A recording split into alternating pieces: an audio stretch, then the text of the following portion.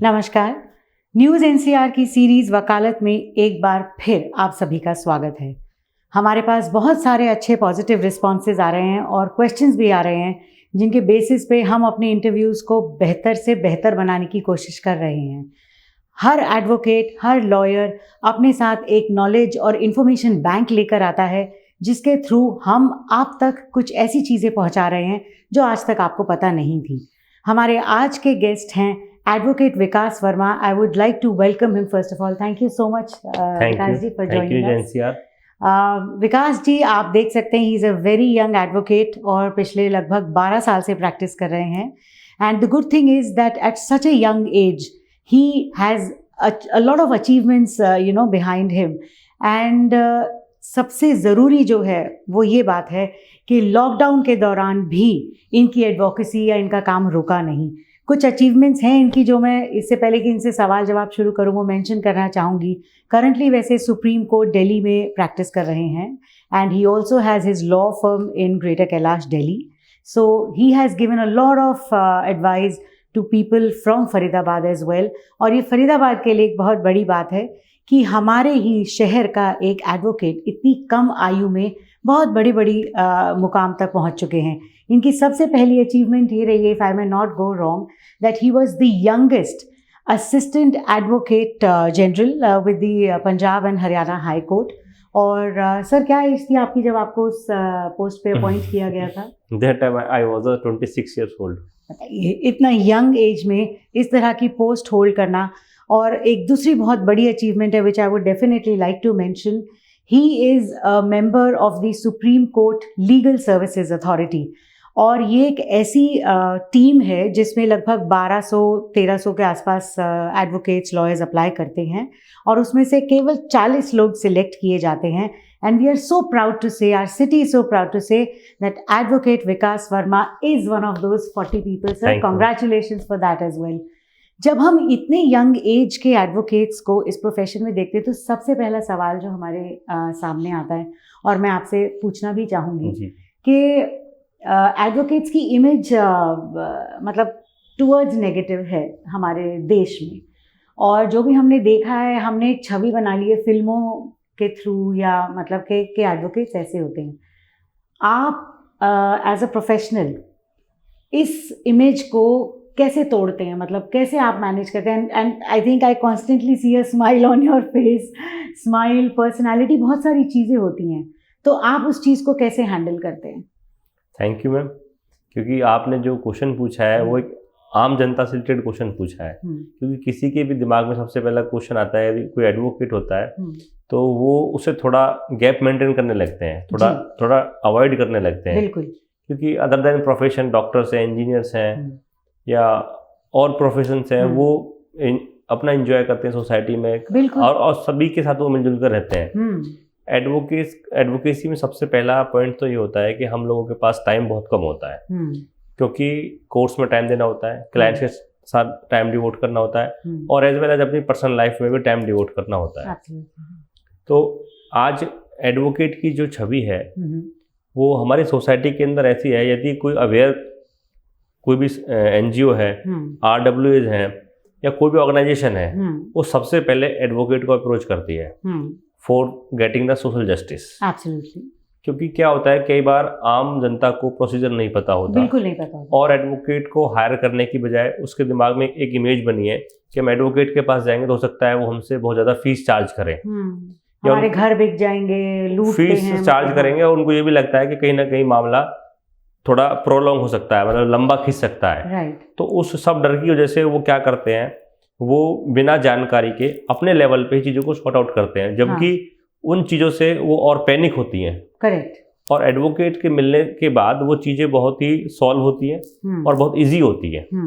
तो जो लोग एजुकेटेड सिटी में रहते हैं, मेट्रोपोलिटन सिटीज़ में रहते हैं, वो समझते हैं एडवोकेसी की इम्पोर्टेंस क्या है, राइट, अपने राइट्स एंड ड्यूटीज़ को समझते हैं और सोसाइटी के लिए भी वो कुछ करना चाहते हैं। तो हर सोसाइटी के अंदर वो लॉयर का पार्टिसिपेशन चाहते हैं, राइट। क्योंकि लॉयर को पता होता है कि कहाँ पे, चाहे कोई भी बाय लॉज की बात हो, चाहे लॉज की बात हो, चाहे अवेयरनेस की बात हो, जजमेंट्स की बात हो, और फिर ऑफिसर्स से, एडमिनिस्ट्रेशन से डील करने की बात हो, जुडिशरी से डील करने की बात हो, तो ये सारी चीजें जो आती है, ये एक एडवोकेट ही है जो आपको अच्छे से एडवाइस करता है और टाइमली आपको जस्टिस दिलाता है। और लोगों को ये पता होना चाहिए कि कुछ चीजें हैं जो एडवोकेट के एक्सपर्टीज के बिना हैंडल हो ही नहीं हो सकती, पॉसिबल नहीं। तो एक चीज बताइए विकास जी, हम फिल्मों में हम फिल्मों में सुनते हैं कि हम सुप्रीम कोर्ट में अप्लाई करेंगे, हम जस्टिस के लिए हाई कोर्ट में जाएंगे, लेकिन आम जनता को, सबको ये पता नहीं है कि आप सीधे कौन से कोर्ट में अप्रोच कर सकते हैं। तो एडवोकेसी का या वकालत का डिस्ट्रिक्ट कोर्ट और सुप्रीम कोर्ट में क्या फर्क रहता है, मतलब व्हाट इज द डिफरेंस? एक मैकेनिज्म बना हुआ है, कोई भी लिटिगेटर या कोई भी विक्टिम जो एग्रीड पार्टी है, सबसे पहले वो डिस्ट्रिक्ट कोर्ट में जाएगा। अच्छा। उसके बाद यदि वो वहां से केस हारता है तो अपील में हाई कोर्ट जाएगा। ओके। यदि वहां से भी केस हारता है तो वो सुप्रीम कोर्ट मूव करेगा। ओके। एक प्रॉपर चैनल होता है, क्योंकि जो कुछ ऐसे राइट्स होते हैं जो हमारे नीचे डिस्ट्रिक्ट कोर्ट में ही विद द एविडेंस कंक्लूड होते हैं, जैसे ट्रायल है, क्योंकि उसमें एविडेंसेस का पार्ट होता है, गवाहों की विटनेस होती है, जी, कुछ डॉक्यूमेंट प्रोड्यूस होते हैं, तो वो सारा जो प्रोसीजर है वो डिस्ट्रिक्ट कोर्ट में ही पॉसिबल होता है। उसके बाद कोर्ट ऑफ अपील स्टार्ट होती है, जहाँ पे हम रिट्स या अपील जो वर्क होता है वो हाई कोर्ट से स्टार्ट होता है। अच्छा। उसके बाद वहाँ पे हाई कोर्ट में क्वेश्चन ऑफ लॉ डिस्कस होता है केवल। अच्छा। क्योंकि एविडेंस का पार्ट जितना भी डिस्कशन है वो नीचे हो चुका होता है जी। उसके बाद बस केवल अपील में जो क्वेश्चन ऑफ लॉ है वो डिस्कस होता है। उसके बाद जो हमारी सबसे इंडिया की फाइन कोर्ट है, अपेक्स कोर्ट है, सुप्रीम कोर्ट, उसमें भी वहाँ पे भी question of law he discuss होता है। अच्छा। कि यदि कोई भी एरर ऑफ लॉ या अब्यूज ऑफ प्रोसेस या कोई भी इस तरह की कमी रहेगी है, तो उसको करेक्ट करने के लिए तो कोर्ट ऑफ अपील्स अपना काम सुप्रीम कोर्ट या हाई कोर्ट करती है। ओके, ये बेसिक डिफरेंस होता है। and all witnesses and all has to be at the district court level. क्योंकि हाई कोर्ट और सुप्रीम कोर्ट के पास बहुत लिमिटेड डायरेक्ट जुरिडिक्शन होता है, जहां पार्टी डायरेक्ट अप्रोच कर सकती है। फॉर एग्जांपल जैसे रिट्स जुरिडिक्शन है, वहां पर हम हाई कोर्ट सीधे जा सकते हैं। अच्छा। या आर्टिकल 32 में सुप्रीम कोर्ट जा सकते हैं। अच्छा, आर्टिकल 32 क्या है? आर्टिकल 32 है कि जब आपका कोई भी फंडामेंटल राइट वॉलेट होता है, तो उसमें हमारी एक 5 इंपोर्टेंट रिट्स बनाई गई है, जिसके तहत हम सुप्रीम कोर्ट में डायरेक्टली अप्रोच कर सकते हैं। बट उससे पहले मैकेनिज्म ये बनाया हुआ है कि आप 226 में, आर्टिकल 226 दिया हुआ है, उसमें पहले आप हाई कोर्ट अप्रोच करें। ये हाई कोर्ट से आप रिट डिसमिस होती है तो you can come to supreme court. Okay. और या कोई ऐसे मुद्दे जो बहुत पब्लिक एट लार्ज में, जो पब्लिक इंपोर्टेंस के मुद्दे होते हैं, यानी कि संविधान पीठ जहाँ पे है, या जहाँ पे public at interest at large हो, जहाँ पब्लिक इंटरेस्ट लार्ज हो जाता है, तो कई बार कॉन्स्टिट्यूशन में इंटरप्रिटेशन करनी होती है। लार्ज का क्या नंबर है? लार्ज का जैसे कई स्टेटों में कोई पब्लिक है, वहाँ पे पब्लिक डोमेन में वो राइट अफेक्ट हो रहा है वहाँ पे लोगों का, ओके, तो उसमें हम डायरेक्टली मूव कर सकते हैं रिट्स के माध्यम से। Okay, so does this include property या ये बिल्डर रिलेटेड केसेस आल्सो, कि जहाँ नहीं, क्योंकि देखिए अभी हमारी कोर्ट्स में सुप्रीम कोर्ट ने, माननीय उच्च न्यायालय सुप्रीम कोर्ट ने एक मैकेनिज्म बनाया हुआ है जिसके सारे जो ट्रिब्यूनल्स हैं, चाहे वाटर डिस्प्यूट से रिलेटेड हो, चाहे साइबर लॉ से रिलेटेड हो, चाहे प्रॉपर्टी से रिलेटेड रेरा हो, चाहे नेशनल कंज्यूमर कमीशन हो, स्टेट कंज्यूमर कमीशन हो, तो चाहे आर्मी से रिलेटेड कोई भी ट्रिब्यूनल हो, तो कोर्ट ने एक ऐसा मैकेनिज्म तैयार किया है कि पहले वो लोग अपने उस कंसर्न ट्रिब्यूनल में जाएं। यदि ट्रिब्यूनल से केस डिसमिस होता है तो फिर वो हाई कोर्ट या सुप्रीम कोर्ट आए। ये एक सिस्टम बनाया हुआ है। राइट। अभी इनकम टैक्स ट्रिब्यूनल्स है हमारी, या और बहुत सारी ट्रिब्यूनल्स हैं, डीआरटी है, डेप्ट रिकवरी है, तो उसमें जो रिकवरीज के लिए, या किसी आपके एनसीएलटी है, एनजीटी है, नेशनल ग्रीन ट्रिब्यूनल्स है, कंपनी लॉ बोर्ड है, तो ऐसे अलग अलग कोर्ट्स जो हमारी बनाई हुई है, तो उनमें पहले आप अप्रोच करें, अपने केस को फाइट करने के बाद आप हाई कोर्ट या सुप्रीम कोर्ट आए। राइट। तो एक चीज़ बताइए विकास जी, मतलब हम बात करते हैं कि जब कोई कोर्ट में जाता है या लॉयर या एडवोकेट के पास जाता है, तो वो ये मानकर चले कि उसके जीवन का बहुत ज़्यादा जो पीरियड है वो इसी चीज़ में चले जाएगा, और उसको फाइनेंशियली भी ड्रेन कर देगा। और एक फिल्म का डायलॉग भी है कि अच्छा वकील वो है जो आपका केस जल्दी निपटा दे, या अच्छा वकील वो है जो आपका केस इतना लंबा चलाए, प्रोलॉन्ग कर दे। तो ये इसे इन चीज़ों की वजह से लोग हमेशा डाउट में रहते हैं कि एडवोकेट्स के पास जाएं या नहीं। Yes, correct. तो आप एज एन एडवोकेट क्या बताते हैं, कंसिडरिंग कि केसेस की पेंडेंसी इतनी ज़्यादा है, हमारे देश में इतने केसेस पेंडिंग हैं, पता नहीं क्यों, या तो एडवोकेट्स की कमी है या प्रोसेस स्लो है, तो उस पर भी थोड़ी सी रोशनी डालिए। इसमें एक जो सबसे इम्पोर्टेंट चीज़ मैं ऐड करना चाहता हूँ और आपके चैनल के माध्यम से भी एडवोकेटों से अपील भी करूँगा, क्योंकि सुप्रीम कोर्ट की एक अभी लेटेस्ट जजमेंट भी आई थी जिसमें सुप्रीम कोर्ट भी ये कहता है कि जब भी कोई केस हम फाइल करें तो हम कोशिश करेंगे उस टाइम अपनी पार्टी को एक बार एडवाइज करें, यदि हो सकता है कि आउट ऑफ कोर्ट सेटलमेंट होता है राइट उसके लिए, क्योंकि जब हमारे पास कोई केस आता है हम उसको ड्राफ्ट करते हैं और उसको फाइलिंग करते हैं, ऑलमोस्ट फीस हम ले चुके होते हैं राइट। उसके बाद हमारी ड्यूटी बनती है कि यदि दोनों पार्टी सहमत होती हैं, हमें हमेशा ये ट्राई रखना चाहिए कि यदि केस सेटल होता है किसी भी लेवल पे तो अपने केस को आर्बिट्रेशन के माध्यम से, मीडिएशन एक फॉर्म, वो भी फॉर्म है, उनके माध्यम से एक बार डिस्कशन के लिए जरूर रखना चाहिए, ताकि पार्टी लंबे टाइम तक, कई बार हम ईगो में स्ट्रक हो जाते हैं जी, और कुछ चीज़ें ऐसी होती है कि पार्टी आपस में बात करना पसंद नहीं करती जी, तो थ्रू एडवोकेट ये बहुत आसान हो जाता है, क्योंकि हम अपने क्लाइंट को जो समझाते हैं वो हमारी बात को काफ़ी हद तक मानता भी है। और इस प्रोसेस में लॉयर्स की बहुत बड़ी भूमिका होती है डेफिनेटली कि कोर्ट प्रोसेस में हेल्प करे, क्योंकि मैट्रिमोनियल जो केसेस होते हैं, जो डिवोर्स के केसेस हैं, हस्बैंड वाइफ के केसेस हैं, या फैमिली मैटर्स हैं, या प्रॉपर्टी, इवन की प्रॉपर्टी मैटर्स हैं, उनमें कोर्ट हमसे एक्सपेक्ट करती है कि लॉयर यहाँ पे अपना रोल प्ले करे, और we must play our role because to resolve the cases at the early stage।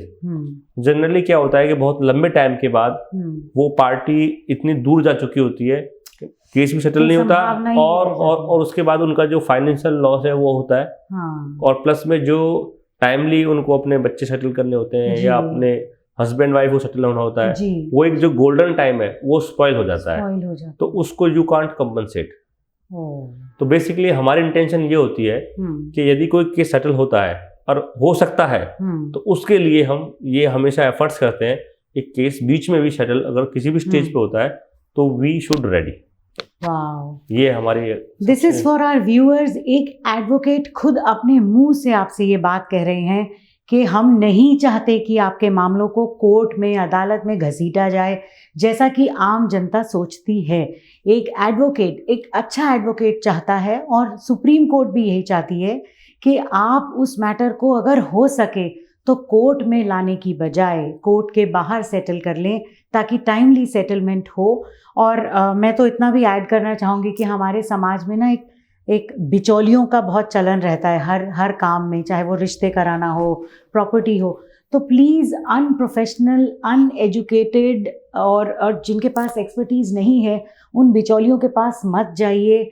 हम आप तक ये एक्सपर्ट्स लेकर आ रहे हैं और ये खुद अपने मुंह से बता रहे हैं, तो please take expert advice. And he himself is saying कि इनकी भी ये कोशिश रहती है कि किसी भी तरह का मामला हो उसे out of court he settle कर लिया जाए, ताकि सबका टाइम बचे, कोर्ट का टाइम बचे।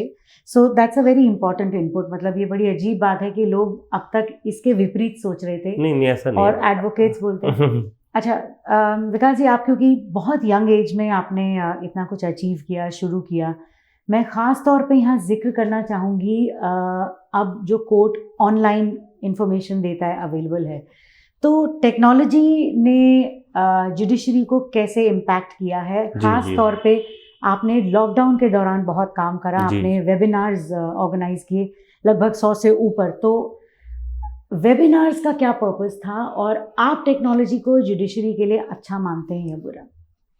एक्चुअल में अब पिछले 10 साल से हमारी जो एडवोकेसी है वो ई एडवोकेसी में चेंज हो चुकी है ऑलमोस्ट। अब से पहले supreme court, high court hitech थे, क्योंकि डिस्ट्रिक्ट कोर्ट्स में रिकॉर्ड मेंटेन करना, उनको ऑनलाइन करना बहुत मुश्किल था। बट जस्टिस चंद्रचूड़ साहब की कमेटी ने पिछले 4-5 साल से इवन डिस्ट्रिक्ट कोर्ट्स तक भी और तालुक लेवल तक भी उसको ऑनलाइन कर दिया है। और आज कोई भी क्लाइंट अपनी कॉज लिस्ट, अपना केस स्टेटस, जजमेंट की कॉपी वो ऑनलाइन ले सकता है। कमाल है। और लॉकडाउन के टाइम पे सबसे बड़ी अचीवमेंट ये थी कि जो हम लोग केस हमने फाइलिंग की वो ऑनलाइन की। अच्छा। ई फाइलिंग थी, और क्योंकि काम तो रुका नहीं होगा। नहीं, काम नहीं रुका। ई फाइलिंग थी, और जो हमने आर्गूमेंट, जो बहस की, वो भी हमने लैपटॉप पे थ्रू लिंक था वेबएक्स का, हाई कोर्ट, सुप्रीम कोर्ट्स में, तो सारे केसेस में हमने आर्गूमेंट्स की। और कोर्ट ने भी अपना जो डिसीजन है, क्योंकि थोड़ा सा फंक्शन डिस्टर्ब था, बट एक टाइम के बाद 6 महीने के बाद वो भी सारा स्मूथ हो गया था। और आज बहुत स्मूथ, मैं अपने सुप्रीम कोर्ट को थैंक्स करना चाहता हूँ कि आज हमारे सुप्रीम कोर्ट की वेबसाइट के ऊपर 1950 से लेके और आज तक की जितनी भी लेटेस्ट जजमेंट्स हैं, जो लैंडमार्क जजमेंट्स हैं, वो अवेलेबल हैं। और इवन अभी 26 जनवरी को अलग अलग भाषाओं में जो राज्यों की, तमिल, कोई मराठी, हिंदी, जो भाषाएं हैं हमारी, उन काफी हद तक कुछ भाषाओं में भी उन जजमेंटों को शामिल किया गया है। कमाल है। ताकि आम जनता तक वो न्याय पहुंचे, न्याय को समझ सके। क्योंकि अब तक क्या होता था कि क्लाइंट केवल एडवोकेट से ही डिस्कस करता था, तो उसको फाइल के लिए डिपेंड होना पड़ता था। करेक्ट। बट अभी क्या है, बहुत सारी चीजें हैं, वो अपने आप ऑर्डर ले सकता है, अपने आप चेक कर सकता है, नेक्स्ट डेट चेक कर सकता है, क्योंकि केवल एडवोकेट से भी मिस हो जाती है कुछ चीजें जी। तो ये सबसे बड़ा अचीवमेंट है। और लॉकडाउन के अंदर हमने क्या किया कि हमने अराउंड 60-70 से ज्यादा जो वेबिनार्स ऑर्गेनाइज किए। उसका रीजन ये था कि हम सब लोग घर पे थे, तो टाइम था, तो उसमें हमने डिफरेंट टॉपिक्स को लेके हमने अपने 23 स्टेट्स में एक अपना स्ट्रक्चर बनाया। ऑल इंडिया 23 स्टेट्स में? हाँ जी, all India lawyers forum. Wonderful. तो उस पे हमने अपने स्ट्रीम यार्ड से फेसबुक पेज लाइव किया। ओके। और इवन की सिटिंग सुप्रीम कोर्ट जजेस, फॉर्मर जजेस और सीनियर एडवोकेट्स, वाइस चांसलर्स और सीनियर लॉयर्स के अलावा जो हमारे corporate lawyers, intellectual property lawyers, cyber law lawyers, तो डिफरेंट जो वैरायटीज हैं लॉ की, हमने उन सभी पे अपना डिस्कशन रखा। और आम लोगों को, एडवोकेट्स को, लॉ स्टूडेंट्स को, टीचर्स को उसका बहुत अच्छा बेनिफिट मिला। हाँ, डेफिनेटली। और वो सुप्रीम कोर्ट में भी हमारे एक कमेटी है, उसने भी हमारे एफर्ट्स को अप्रिशिएट किया। वंडरफुल। क्योंकि ये कलेक्टिव एफर्ट्स था, हमारी टीम थी पूरी जी। तो हम पूरी टीम मिलके काम करती थी। तो जिस टीम को हेडेड किया उसमें मैं भी था, एज ए को चेयरमैन था। तो ये एक बहुत अच्छी और बहुत बड़ी अचीवमेंट है हमारे लिए। और वो कैसे होता गया, सब लोगों के प्रयास से। बहुत पॉजिटिव वाइब्स थी उस टाइम, क्योंकि कोविड को सुन के हम सब लोग परेशान हो चुके थे। बिल्कुल। तो थोड़ा ध्यान भी डाइवर्ट हुआ, नॉलेज भी मिली और सब लोगों को अच्छा भी लगा। हाँ, डेफिनेटली। और वही बात है जो हम इमेज की बात कर रहे हैं कि जैसे एडवोकेट से, लॉयर से लोग दूर रहते हैं, दूरी बना के रखते हैं, लेकिन इनके इस एक कदम ने शायद बहुत हद तक उस गैप को कम कर दिया होगा जो आम जनता और एडवोकेट्स के बीच में होता है। और टेक्नोलॉजी का बहुत उम्दा इस्तेमाल, बहुत बढ़िया use, because work never stops. Covid हो या कोई और सिचुएशन हो, एडवोकेट्स, एडवोकेसी केसेस तो इंडिया में किसी ना किसी टॉपिक पर हो ही रहे हैं। और उस चीज़ को, उस जानकारी को लोगों तक इस तरह से पहुंचाना इज वंडरफुल। विकास जी, हमारी जो यंगर जनरेशन है वो इस प्रोफेशन से बड़ा दूर भागती है, जबकि बहुत ही इज्जतदार प्रोफेशन है ये। It's a very very noble profession. एक एडवोकेट को जो समाज में रिस्पेक्ट मिलती है वो बहुत डिफरेंट होती है। मतलब तो प्रोफेशन तो बहुत अच्छा है, लेकिन या तो इसको वो अपनाते हैं जिन्हें पॉलिटिक्स में जाना होता है, या उस तरह के लोग अपनाते हैं जो किसी तरह से इसको यूज कर सकें, समाज के बेनिफिट के लिए नहीं। इस इमेज को कैसे बदलेंगे? मतलब हम करंट जनरेशन को कैसे मोटिवेट करें कि वो इस प्रोफेशन को अपनाएं? थोड़ा मैं करेक्ट कर देता हूँ और इसमें कुछ ऐड भी कर लेता हूँ जी। एडवोकेसी जो प्रोफेशन है वो हमारी, चाहे सोसाइटी हो, चाहे पॉलिटिक्स हो, और इवन की कोई भी वर्ग हो, वो हर कोई एडवोकेसी से जुड़ा होता है। आज चाहे मैं, ठीक है, यंग एज में आज मैंने इवन हाई कोर्ट भी किया, चंडीगढ़ था, फिर सुप्रीम कोर्ट गया, तो हमने डिफरेंट केसेस भी हैंडल किए, डिफरेंट लोगों से मिलना जुलना हुआ, क्योंकि जब गवर्नमेंट के सिस्टम में थे तो ऑफिसरों से भी डील करना होता था। तो रिसर्च वर्क बहुत करना हुआ, लॉ की बुक्स बहुत पढ़नी थी। तो मैं कहता हूँ ये सब इस जर्नी में एक चैलेंज तो था, इतना इजी नहीं है जितना इजी हम समझते हैं। क्योंकि कोई भी स्टूडेंट यदि MBA करता है तो आज वो फर्स्ट डे से ही अपनी सैलरी लेना स्टार्ट कर देता है जी। एडवोकेसी में कुछ टाइम हमें डिवोट करना होता है अपने सीनियर्स के साथ, लाइब्रेरी में, बुक्स के साथ, कि हमें बेटर ड्राफ्टिंग भी करनी है। क्योंकि जब आप लॉ की पढ़ाई पूरी करते हो उसके बाद आपको एक प्रैक्टिकल करना बहुत जरूरी होता है। और उस प्रैक्टिकल टाइम में हमें अपनी ड्राफ्टिंग बेटर करनी है, अपनी आर्गुमेंट स्किल्स, अपना लॉ रिसर्च, बेयर एक्ट्स जो हमारे होते हैं, जो कानून की बुक्स होती हैं, उनकी जो इंटरप्रिटेशन है वो बहुत हार्ड होती है। हाँ। तो उस इंटरप्रिटेशन को करने के लिए, सीखने के लिए हमें सीनियर ऑफिस ज्वाइन करना होता है। ओके। तो उस टाइम जब हम सीनियर ऑफिस ज्वाइन करते हैं तो वो कई बार 2 साल 3 साल भी लगते हैं और केसेस आने में थोड़ा टाइम लगता है। तो ये सारे चैलेंज को फेस करने के लिए थोड़ा पेशेंस की जरूरत होती है। जो फैमिली, जिस फैमिली में लॉयर हो, जजेस हो या थोड़ा अवेयर लोग होते हैं, वो थोड़ा इन चीज़ों को समझते हैं। करेक्ट। बट जिस फैमिली में थोड़ा सा फर्स्ट जनरेशन जो लॉयर होते हैं, वो थोड़ा इस पेशेंस को लूज कर लेते हैं। हाँ। वो उसको कंटिन्यू नहीं कर सकते, हिम्मत हार जाते हैं। हाँ। क्योंकि क्या होता है कि पड़ोस में मान लो कोई MBA इंजीनियरिंग बच्चा करके आया, उसका पैकेज फर्स्ट डे से स्टार्ट हो जाता है। जी। और हमारे एडवोकेसी में थोड़ा सा स्टार्टिंग में टाइम लगता है। हाँ। वो टाइम इसलिए लगता है कि हमें अपनी जो इमेज है उसको इम्प्रूव करने के लिए सीनियर ऑफिस ज्वाइन करना होता है, थोड़ा टाइम डिवोट करना होता है। तो इन सब चीज़ों को यदि हम माइंड में रखते हैं, क्योंकि एजुकेशन के बाद एक बहुत सबसे जो इम्पोर्टेंट फेस होता है वो प्रैक्टिकल फेस होता है। करेक्ट। उसके बाद हमारी वकालत सही मायने में शुरू होती है। क्योंकि जब क्लाइंट हमारे पास आता है तो वो एक्सपेक्टेशन लेके आता है कि भाई मेरे को बेस्ट रिजल्ट मिले, बेस्ट एडवाइस मिले और टाइमली मिले।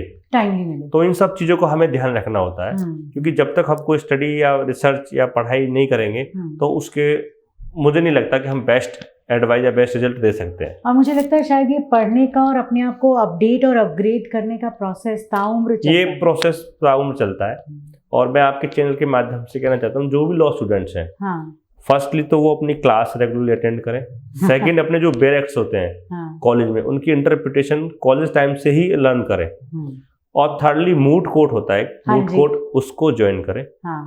और चौथा होता है कि जो हमारे केसेस होते हैं, लैंडमार्क केसेस हैं या लीडिंग केसेस होते हैं, उनको कॉलेज टाइम से ही पढ़ना स्टार्ट करें। ये 3-4 चीज़ें जो हैं बहुत मोस्ट इंपॉर्टेंट होती हैं, क्योंकि हम कॉलेज के टाइम में इन चीज़ों को जब मिस करते हैं, जैसे हम प्रैक्टिकल कोर्ट में आते हैं तब लगता है कि ये चीज़ें कितनी इंपॉर्टेंट थी। तो मैं आपके चैनल के माध्यम से बार बार ये कहता हूँ कि बेयर एक्ट्स की जो आपकी रीडिंग है वो स्टार्टिंग से शार्प होनी चाहिए। करेक्ट। ताकि आप इंटरप्रिटेशन कर सको, क्योंकि हमारे लॉ में इतनी बुक्स हैं वो आपस में इंटरकनेक्टेड होती हैं। उसका लिंक IPC का लिंक CRPC के साथ कहाँ है, एविडेंस एक्ट के साथ कहाँ है, कॉन्स्टिट्यूशन में कहाँ है। तो इन सब चीजों को लिंक करना बहुत जरूरी होता है। और उसके बाद फिर इतनी लेटेस्ट जजमेंट आती है हाई कोर्ट की, सुप्रीम कोर्ट की, या कोई भी अपडेट आती है, तो उनसे अवेयर होना होता है। तो उन सब चीजों के लिए एक process. And all this is what makes a normal and a good advocate. यही फर्क होता है शायद। Yes, correct. एक आम एडवोकेट और एक अच्छे एडवोकेट में, कि वो अपने आप को कॉन्स्टेंटली ब्रश अप करता रहता है, अपने आप को अपडेट और अपग्रेड करता रहता है।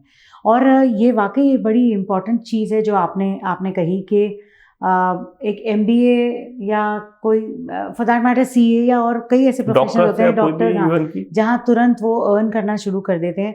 पर मैं इसमें अपनी तरफ से ये कहना चाहूँगी हमारे व्यूअर्स से कि हम कभी भी मतलब जैसे CA है, डॉक्टर है, ब्यूटिशियन है, गायनोकोलॉजिस्ट, मतलब कुछ भी हो, हम उनसे कभी भी ना प्रो बोनो या फ्री एक्सपेक्ट नहीं करते। हम मेंटली प्रिपेयर होकर जाते हैं कि अगर ये डॉक्टर है तो खाली मिलने के 800 रुपये लेंगे, फिर दवाई भी हमें मेडिकल शॉप से ज़्यादा से ज़्यादा 10% डिस्काउंट में मिलेगी। लेकिन हम जब वकील के पास जाते हैं तो हम ये कोशिश करते हैं कि वो हमारा काम मुफ्त में कर दें, प्रो बोनो करें। प्लीज़ ऐसा मत कीजिए। इन लोगों ने बहुत मेहनत की होती है, बहुत पढ़ाई की होती है उस लेवल तक पहुंचने के लिए, और इनका एडवाइस बहुत इंपॉर्टेंट है because they are the experts. So do not expect free services unless, और I am sure advocates pro bono बहुत काम करते हैं, लेकिन वो यही कि पर्दे के पीछे रहते। जिस कमेटी में अभी हम काम कर रहे हैं, supreme court legal service authority में, उसमें हमारा कुछ काम प्रो बोनो भी होता है। जो शोषित वर्ग है या जिन लोगों को एडवोकेट अरेंज नहीं हो पाते हैं, तो सुप्रीम कोर्ट ऐसे केसेस में हमारी ड्यूटी लगाती है कि हम, क्योंकि जो लोग फाइनेंशियली क्राइसिस है या जो लोग बहुत दूर कहीं अभी छत्तीसगढ़ से, झारखंड कैसे से आते हैं, जो लोग जिनको पता ही नहीं, उन्होंने केस फाइल कर दिया, उसके बाद वो छोड़ देते हैं। तो उन केसेस को कंटिन्यू करने के लिए सुप्रीम कोर्ट हमें अपॉइंट करती है, जो कि जिस पैनल पे हम हैं अभी अथॉरिटी में, तो वो हम उसमें अपने एफर्ट्स हैं वो पुट करते हैं। वो प्रो बोनो सर्विसेज भी होती है हमारी। Oh right, legal services authority. तो इसमें एक चीज़ बताइए विकास जी कि बार काउंसिल, मतलब हम कहते हैं ना हम बार काउंसिल के मेंबर्स हैं, तो बार काउंसिल की जरूरत क्यों है? और मतलब क्या बार काउंसिल आप लोगों को कुछ आप लोग की भी कुछ ड्यूटीज हैं या? देखिए, कोई भी प्रोफेशन है उसमें एक आपके प्रोफेशन को कंडक्ट करने के लिए, आपको लाइसेंस देने के लिए एक प्रॉपर एक कॉन्स्टिट्यूशनल बॉडी बनाई जाती है। करेक्ट। जैसे बार council of Punjab and Haryana है, इसके ऊपर बार काउंसिल ऑफ इंडिया होती है। ओके। तो कोई भी लॉयर जब अपनी लॉ कंप्लीट करता है तो वो सबसे पहले उसको लाइसेंस लेना होता है, तो वो अपनी फाइल सबमिट करता है बार काउंसिल में। लाइसेंस के बाद वो एलिजिबल होता है। और आजकल तो बार काउंसिल ऑफ इंडिया ने एक ऑल इंडिया बार एग्जामिनेशन का एक रूल भी बनाया हुआ है। अच्छा। वो एग्जाम भी हमें पास करना होता है उसकी मेंबरशिप मतलब लेने के बाद। ओके। ताकि जो कुछ ऐसे लॉयर्स हैं जो नॉन सीरियस है, लाइसेंस उन्हीं को दिया जाए जो सीरियस है, जिनको लीगल नॉलेज हो। तो एक फिल्टर लगा दिया गया है वहाँ पे। करेक्ट। कि एक एग्जाम भी कंडक्ट करती है bar council of India whole India के अंदर। अच्छा। अभी कमिंग 5 फरवरी को वो एग्जाम भी है। ओके। तो ये जो रूल्स था ये आफ्टर 2010 के बाद अप्लाई हुआ था। अच्छा। उससे पहले जो लॉयर थे उनको एग्जाम देने की जरूरत नहीं होती थी। तो कुछ हमारे प्रोफेशनल एथिक्स हैं, कुछ कंडक्ट्स हैं, कुछ ड्यूटीज हैं, duties towards the court, towards the bar, अच्छा, टुवार्ड्स द क्लाइंट्स, कि हम अपने आप को प्रेजेंट करते टाइम किन किन चीज़ों का ध्यान रखना चाहिए। प्लीज थोड़ी सी वो तो बताइए ताकि हमारे व्यूअर्स को पता चले। जैसे कि हम अपना कोर्ट में कोई भी ब्रीफ लेके जाते हैं, हाँ। तो उस टाइम हमने अपने पास कंप्लीट फाइल हो। ओके। और ऐसी किसी भाषा का या ऐसी किसी लैंग्वेज का यूज ना करें जिससे कि कोर्ट को कंटेम्प्ट ऑफ कोर्ट में वो अंदर आती हो, मतलब कोर्ट को अपमान ना होने की कैटेगरी में हो। राइट। हम आर्गुमेंट करते वक्त कई बार एग्रेसिव हो जाते हैं अपने कोलीग के साथ या कोर्ट के साथ, तो हम अपनी जो लैंग्वेज है वो सॉफ्टनेस को थोड़ा मेंटेन रखें और कोई भी बात है उसको एक लिमिटेड दायरे में ही रखें, ताकि कोर्ट में एक ऐसा एनवायरनमेंट क्रिएट ना हो जिससे कि कंटेम्प्ट ऑफ कोर्ट हो, कोर्ट की अवमान ना हो। ये सबसे मेन इंपॉर्टेंट चीज़ है। सेकेंडली, जब हम क्लाइंट के साथ डील करते हैं तो कुछ हमारी कम्युनिकेशंस होती हैं, कुछ डॉक्यूमेंट सिग्नेचर्स होते हैं, तो कई बार क्लाइंट्स के साथ भी हमारी हॉट टॉक हो जाती है। तो उसमें हम अपना ध्यान रखें कि हमारी जो डिग्निटी है उसको मेंटेन करके रखना चाहिए। अपने कोलीग हैं उनके साथ भी कुछ हो सकता है, कई बार आप मेरे कोलीग के केस में है, अपोनेंट साइड से लॉयर है, तो आपसे कोई पेपर मिस हो गया है, या आप कोई फाइल आपकी मेंटेन नहीं है, तो मेरी ड्यूटी बनती है कि आपके पास कोई पेपर नहीं है तो मैं आपको प्रोवाइड कराऊं। तो अच्छा। आपस में कोऑपरेट होता है, ये it is a good gesture. Basically क्या होता है कि it's a good quality of lawyers. Correct. क्योंकि पेपर तो आप सर्टिफाइड पेपर भी ले सकते हो कोर्ट से अप्लाई करने के बाद, बट आपको टाइम खराब होता है। तो ये एक हमारी ड्यूटी होती है, और सोसाइटी के लिए भी हमारी ड्यूटीज है कि हम जो सामाजिक न्याय दिलाने में लोगों के लिए हमेशा, कई बार अभी यहाँ पे जैसे डिस्ट्रिक्ट कोर्ट की अगर मैं आपसे बात करूँ तो यहाँ पे पब्लिक यूटिलिटी कोर्ट होती है। तो कई बार क्लाइंट्स आते हैं तो हम उनको बता देते हैं कि आप ऐसे कर सकते हो। इवन की हाई कोर्ट, सुप्रीम कोर्ट के लिए वो रिट फाइल करना चाहते हैं, तो उसके लिए भी हम उनको एडवाइस कर देते हैं कि ये रिट का प्रोसेस ही है, क्योंकि PIL सबसे ज्यादा फाइल भी होती है जिसमें पब्लिक इश्यूज लार्ज एट हो। करेक्ट। तो पब्लिक इंटर लिटिगेशन बोला जाता है। हाँ जी। तो उसमें भी हमारा इवन कि मेरा खास तौर से ये व्यू होता है कि अगर किसी की हेल्प हो सकती है तो हम बता देते हैं कि आप डायरेक्टली पार्टी इन पर्सन भी पेश हो सकते हो, और थ्रू एडवोकेट भी हो सकते हो, क्योंकि उनको पता नहीं होता। अच्छा। और कुछ ऐसे लोग होते हैं सोसाइटी के अंदर, अगर वो चाहें तो लॉयर को लीगल सर्विस अथॉरिटी से भी अरेंज कर सकते हैं। अच्छा। और डिस्ट्रिक्ट, स्टेट और सुप्रीम कोर्ट तीनों लेवल पे बनी होती हैं, जहाँ एडवोकेट उनको रिप्रेजेंट करते हैं। वहाँ पे एक आवेदन देना होता है, एक एप्लीकेशन देनी होती है। अगर वो उस कैटेगरी में है, कैटेगरी का मीन्स के यदि वो फाइनेंशियल क्राइसिस में हो, या बिलो पॉवर्टी लाइन हो, या वो अपने केस को परस्यू नहीं कर पा रहे हैं, फॉर एग्जांपल सीनियर सिटीजन है, या वो हैंडीकैप्ड है, तो ऐसी कई कैटेगरी हमारे बनी हुई है। अच्छा। जी, जहाँ पे सुप्रीम कोर्ट, हाई कोर्ट और डिस्ट्रिक्ट कोर्ट्स अपनी लीगल सर्विस अथॉरिटी के माध्यम से उनको लॉयर भी प्रोवाइड कराते हैं। और इवन की पार्टी इन पर्सन भी अगर कोई बात अपनी रखना चाहे तो वो भी रख सकता है। राइट। तो ये तो ऐसी इन्फॉर्मेशन है जो हमें भी नहीं पता थी। हमारे व्यूअर्स के साथ साथ हमारा भी बहुत ज्ञानवर्धन हो रहा है, because this is something that people generally didn't know and they don't know. वो खाली आपके माध्यम से अब हमें पता चल रहा है कि इस तरह की सर्विसेज भी प्रोवाइड की जाती हैं। And the bar council controls के किस तरह के प्रो बोनो केसेस करने हैं, मतलब तो वो एक अथॉरिटी है जहाँ से गवर्न किया जाता है। बार काउंसिल ऑफ इंडिया ने कुछ रूल्स फ्रेम्स किए हुए हैं एडवोकेट्स को लेके, कि कहीं भी जो प्रोफेशनल कंडक्ट को लेके और यदि कहीं भी कोई मिसकंडक्ट होता है तो एडवोकेट के साथ कौन कौन सी जो राइट्स हैं वो अवेल हम कर सकते हैं। अच्छा, क्या आम आदमी सपोज अगर उसको एक एडवोकेट की ही कंप्लेंट करनी है, मैं आपकी क्लाइंट हूँ और मैं आपके साथ अपने केस को डिस्कस कर रही हूँ और मुझे लगता है शायद डॉक्टर की तरह एक वकील के साथ भी आपको पूरी तरह से ऑनेस्ट होना चाहिए, और कहीं मुझे ऐसा लगता है कि आपने मेरी मेरी लिमिटेशंस या मेरी डिग्निटी को वायलेट किया, तो एक आम आदमी एक एडवोकेट की कंप्लेंट कहाँ कर सकता है? देखिए, वैसे तो 99% ऐसा होता नहीं है अक्सर, क्योंकि एडवोकेट और क्लाइंट का एक ऐसा रिश्ता होता है जो विश्वास पे चलता है। Absolutely right.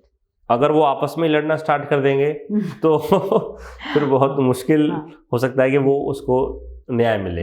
हाँ। और एडवोकेट भी ऐसा जनरली क्लाइंट के साथ नहीं करते। यदि लगता है कि उनको उनका ब्रीफ वापस करना है, फीस वापस करनी होती है, तो जनरली वो कर देते हैं। और कई बार जो हमारे डिस्ट्रिक्ट बार एसोसिएशन में, हाई कोर्ट में, सुप्रीम कोर्ट में जो प्रेसिडेंट होते हैं, उन्हीं के माध्यम से वो 99% वहीं चीजें सॉल्व हो जाती है, इसको रिजॉल्व कर देते हैं। हाँ, 99%। ऐसा बहुत कम, रेयर चांसेस में होता है कि क्लाइंट के साथ कोई झगड़ा हुआ या उसका कोई राइट वॉलेट हुआ तो वो कहीं अप्रोच करे या काउंसिल में जाए।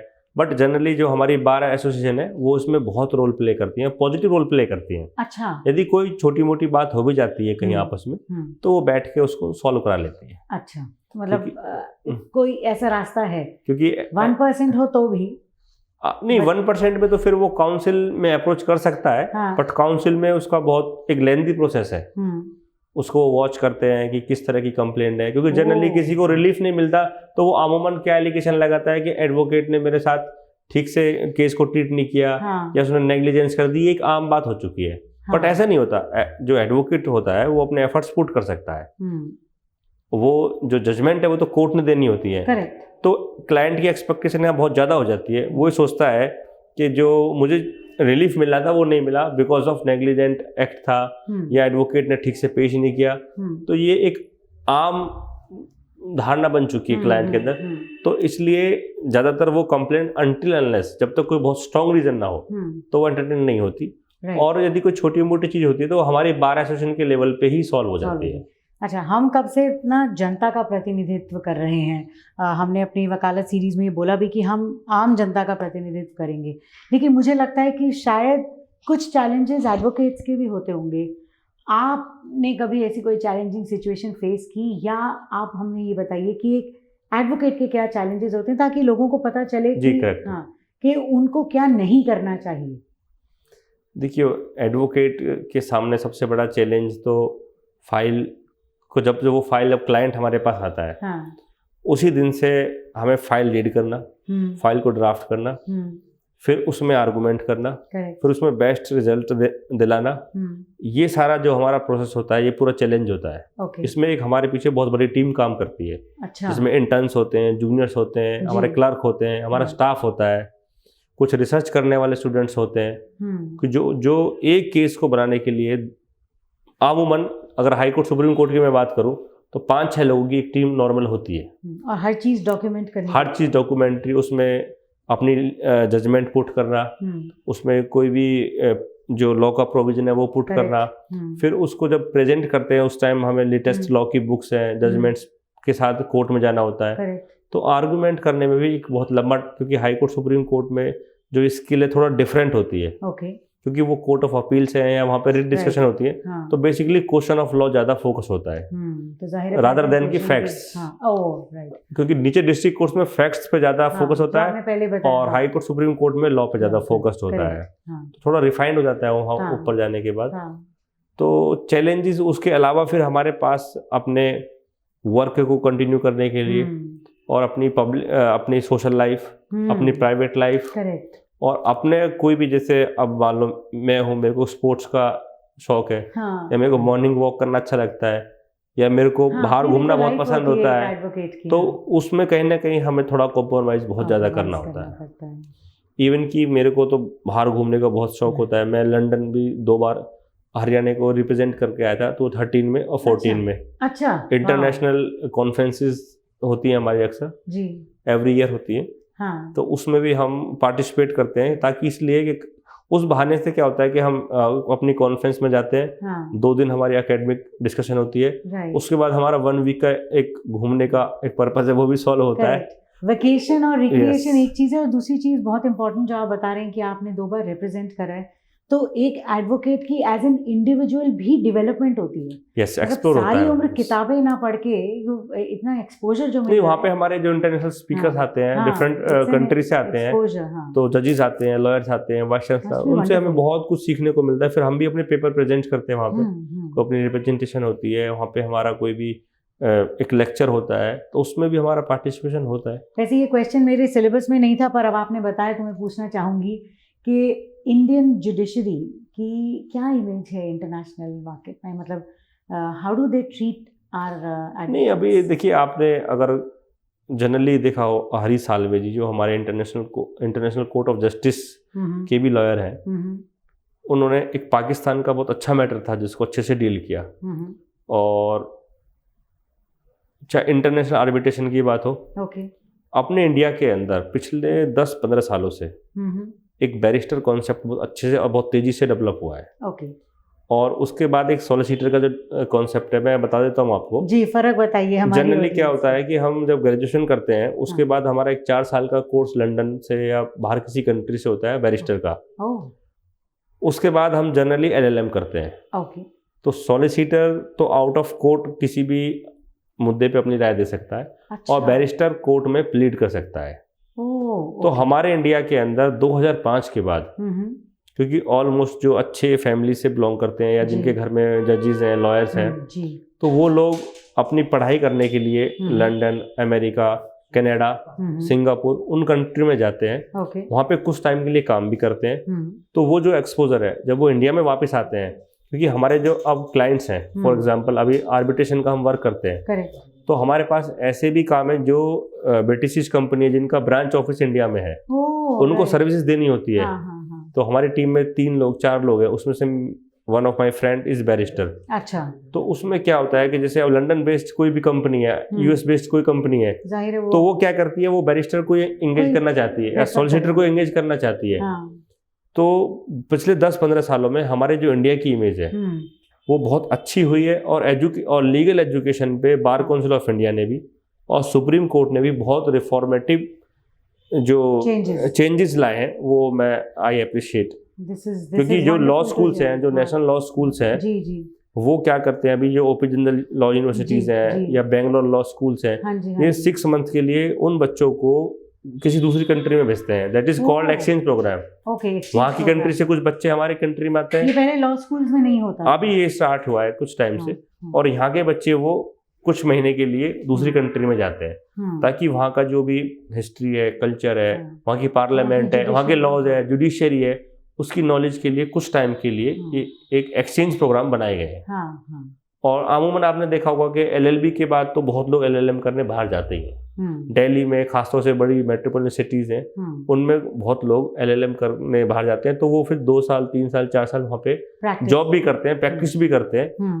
तो मुझे लगता है कि कहीं ना कहीं अब हमारे जो इंडिया में इस प्रोफेशन को लेकर बहुत पॉजिटिव और बहुत रिफॉर्मेटिव चेंजेस आए, जो कि बहुत ही सोसाइटी के लिए भी बेनिफिट करते हैं, हमारे लिए भी बेनिफिट करते हैं, और एट लार्ज तो बेनिफिट है in the interest of social justice. Correct. This is specially for all those parents और youngsters who are watching this series, कि हम जब बोलते हैं ना कि आप कहीं बाहर से ट्रेनिंग लेकर आओ, तो या विदेश से सीख कर आओ, और बहुत से प्रोफेशंस में इसका बहुत ज़्यादा चलन था। जी। लेकिन ये बहुत पॉजिटिव न्यूज़ है, जो पॉजिटिव अपडेट है जो विकास जी ने बताया, कि इन बच्चों को बाहर भेजा जाता है। जब आप वहाँ की कोर्ट्स को, वहाँ के सिस्टम को, वहाँ के जुडिशरी को, प्रैक्टिस को समझ के आते हैं, तो हम ऐसी उम्मीद कर सकते हैं कि अब और आने वाले सालों में हमारा जुडिशरी सिस्टम, हमारे एडवोकेट्स की क्वालिटी, हमारे केसेस की पेंडेंसी, हर चीज़ जो है वो पॉजिटिव रूप से अफेक्ट होगी। क्योंकि एक लॉयर, एक एडवोकेट, और इतना ही नहीं, मुझे लगता है अगर अच्छा एक्सपोजर लेगा तो उसकी अपनी अपॉर्चुनिटीज़ भी बढ़ जाती हैं देश में।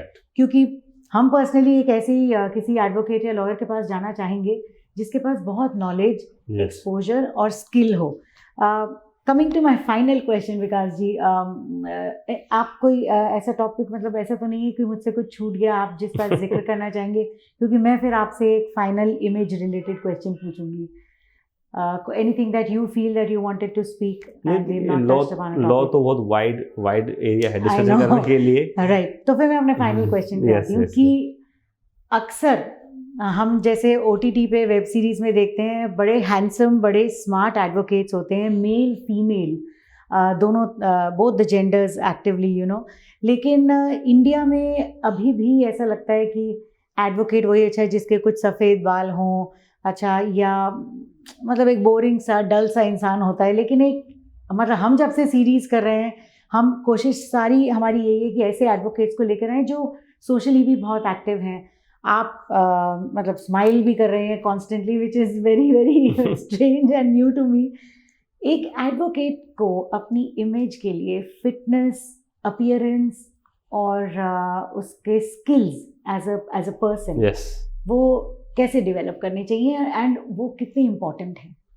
देखिए, lawyer should be smart in knowledge, in dressing sense, in court और as well as outside the court. क्योंकि जब लॉयर की स्मार्टनेस, चाहे वो रिप्लाई देने में हो जी, चाहे वो किसी भी प्रॉब्लम को समझने में हो, या किसी भी केस की स्टोरी में डेप्थ में जाने के लिए हो, हर जगह आपको स्मार्टनेस की जरूरत पड़ती है. बिल्कुल. और वो स्मार्टनेस क्विक हो, क्योंकि आज क्लाइंट के पास इतना टाइम नहीं है, वो आपके पास आ जाए, फिर आप 10 दिन बाद बोलोगे कि ठीक है, मैं आफ्टर डिस्कशन आप फिर आना. और कुछ स्मार्टनेस ऐसी होती है कि जब आप अपने आप को रिप्रेजेंट करते हो सोसाइटी के अंदर जी, तो लगना चाहिए कि आपकी जो प्रेजेंटेशन है वो अपीलेबल हो.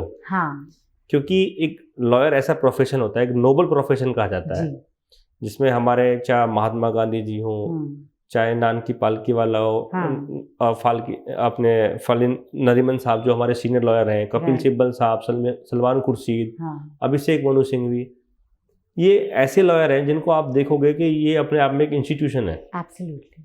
क्योंकि ये लोग पॉलिटिक्स में भी टॉप पे है, एडवोकेसी में भी टॉप पे है, और कॉर्पोरेट मैटर्स डील करने में, सिविल मैटर डील करने में, क्रिमिनल मैटर डील करने में इनको आज नंबर 1 माना जाता है इंडिया के अंदर. और हमारे फ्रीडम फाइटर जितने भी रहे, चाहे देश की आज़ादी से लेके आप हिस्ट्री को उठा के देखेंगे, आज इंडिया को मॉडर्नाइजेशन बनाने में एडवोकेटों का बहुत बड़ा रोल है. वो इसीलिए है क्योंकि जो एडवोकेट एक प्रोफेशन है वो बहुत क्रिएटिव होता है, बहुत स्मार्ट होता है, और उसमें जो एडवोकेट होता है वो हर एंगल से चीज़ों को सोच सकता है. बिल्कुल. इवन कि जो एक प्रोफेशनल कोई और भी व्यक्ति है, वो केवल अपने एक लिमिटेड उसका दायरा होता है, एक लिमिटेड उसकी सोच होती है. राइट. और जो एडवोकेट होता है वो बहुत ब्रॉड माइंडेड होता है. करेक्ट. चीज़ों को बहुत बड़े स्केल से देख सकता है, समझ सकता है और अटेंड कर सकता है. करेक्ट. अगर उसके सामने 10,000 की भी अगर कोई भीड़ है तो उसको भी एड्रेस करने में उसको नॉर्मल सा लगता है. एब्सोल्युटली. और वहाँ पे कोई भी किसी भी टाइप का, किसी भी लेवल का कोई भी क्वेश्चन है, उसको वो आसानी से उसका आंसर कर सकता है, बिकॉज ऑफ कॉन्फिडेंस,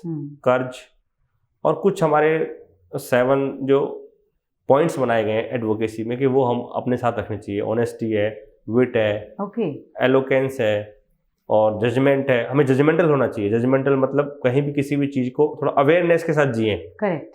मतलब कहीं भी कोई चीज़ है तो उसको क्विकली रिस्पॉन्ड करना आना चाहिए. और विद पॉजिटिव थॉट्स और विद गुड स्माइल. तो हमें अपने लिए, अपनी फिटनेस के लिए भी टाइम निकालना चाहिए. वो सब चीज़ें तभी हो सकती है तब आप अच्छी डाइट पे फॉलो करो, मॉर्निंग वॉक, योगा, मेडिटेशन, या आपकी जो कंपनी है वो इस लेवल की होगी, जिस कंपनी में आप बैठो या जिस कंपनी में आप जाओ या किसी भी क्लब में जाओ तो वहाँ पे अच्छा डिस्कशन हो, अच्छे लोगों से जुड़ो. तो ये सब चीज़ें आपकी पर्सनैलिटी को इम्प्रूव करती हैं. तो वो चाहे एडवोकेट हो चाहे नॉन एडवोकेट हो, तो वो कहीं ना कहीं चीज़ें रिफ्लेक्ट होती है. और फैमिली का तो बहुत बड़ा रोल होता है. जिस फैमिली से हम आते हैं, कोई भी होता है, तो उस फैमिली में क्या एजुकेशन रही है, वो किस लेवल से चीज़ों को देखते हैं, उनका चीज़ों का क्या नज़रिया है. तो ये सब चीज़ें बहुत mostly very well said. What advocate Vikas has told us is absolutely right. मतलब एक ऐसा एडवोकेट बने जहाँ काम करने में मज़ा आना चाहिए, और वही इन्होंने बोला है. मैं यकीनन इस बात को कह सकती हूँ कि मुझे आज इनका इंटरव्यू लेके बहुत मज़ा आया। ऐसा लगा नहीं कि हम एक एडवोकेट से बात कर रहे हैं, और बहुत ही comfortable, I am feeling very comfortable. और मैं हमारे सारे व्यूअर्स से ये कहना चाहूँगी, please whenever you need an expert advice regarding anything, please consult an expert. We have been introducing experts to you. Advocate Vikas Verma बहुत यंग एज में इतना कुछ हासिल कर चुके हैं। इनका ऑफिस फरीदाबाद में भी है, ग्रेटर कैलाश में भी है। You can consult him anywhere, you can approach him anywhere. And thank you so much for sharing so many things with us, Vikas ji. It was wonderful talking to you. और आप देखते रहिए news NCR का वकालत।